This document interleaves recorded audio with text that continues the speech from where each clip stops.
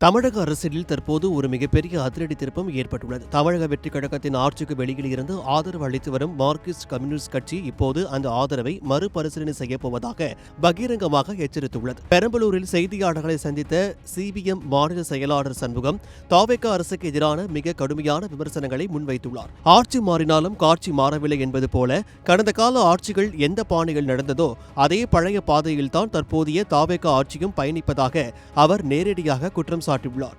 முக்கியமாக தொழிலாளர்கள், மாணவர்கள் மற்றும் பல்வேறு சமூக அமைப்புகள் தங்களின் அடிப்படை உரிமைகளுக்காக போராடும் போது தமிழக அரசு காவல்துறையை ஏவி அவர்களை ஒடுக்கி வருவதாக சண்முகம் சாட்டியுள்ளார்.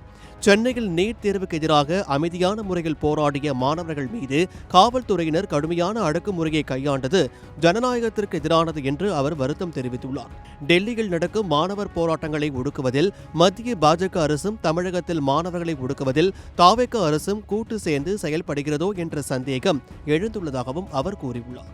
தவேக அரசுக்கு ஏன் ஆதரவு அளித்தோம் என்பது குறித்தும் அவர் ஒரு முக்கியமான உண்மையை உடைத்து பேசியுள்ளார். தமிழகத்தில் மதவாத சக்தியான பாஜகவின் ஆதரவோடு ஒரு ஆட்சி அமைந்துவிடக் கூடாது என்ற ஒரே நோக்கத்திற்காகவே தாங்கள் தவேக அரசுக்கு நிபந்தனையற்ற ஆதரவை வழங்கியதாக அவர் தெளிவுபடுத்தியுள்ளார். ஆனால் இந்த நிபந்தனையற்ற ஆதரவு என்பது நிரந்தரமானது அல்ல என்றும் ஏழை மற்றும் எளிய மக்களின் நலனை புறக்கணித்து அரசு செயல்பட்டால் தங்களின் நிலைப்பாடு முற்றிலும் மாறும் என்றும் அவர் எச்சரித்துள்ளார்.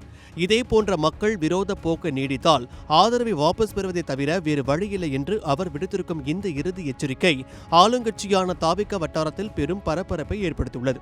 இந்த அரசியல் நகர்வு தமிழக வெற்றிக் கழக அரசின் எதிர்கால நிலைப்பாட்டில் எந்த மாதிரியான மாற்றத்தை ஏற்படுத்தும் என்பதை நாம் பொறுத்திருந்துதான் பார்க்க வேண்டும்.